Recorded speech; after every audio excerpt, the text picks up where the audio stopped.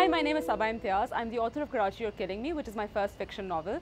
I work as a journalist in Pakistan, and I've just arrived from Karachi to Mumbai for the first time, and I'm very excited to be here and to be at Untitled Live amidst so many exciting authors and such great books, and my little novel, which is here with me.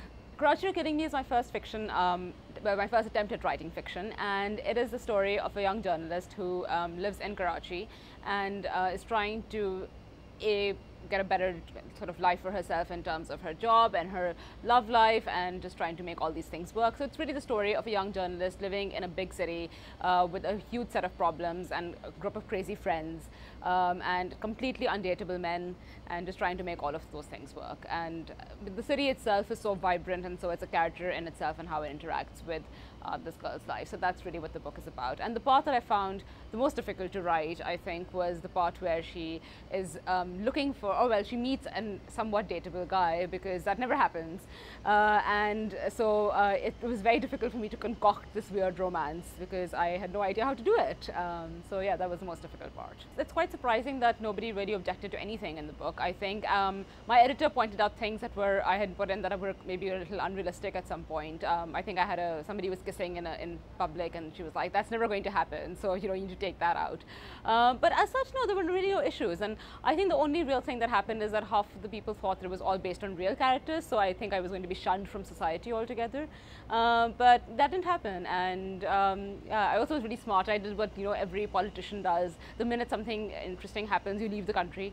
So I left for about a month, which was great. So no, I was a little surprised as well that there was a lack of anything great. And I think also it's also the nature of criticism as well, and how the kind of world we live in. People really don't tell these things to your face. So everyone talks behind your back, and you hear it from your friends, chachi's, khala's, sister, or whatever.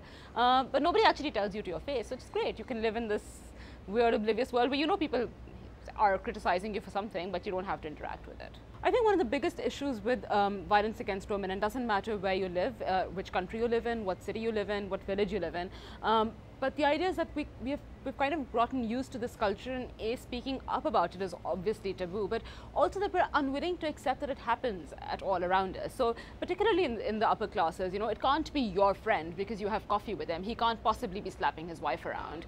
It can't be your father's best friend. He can't possibly be slapping his wife around. He can't be beating up his children.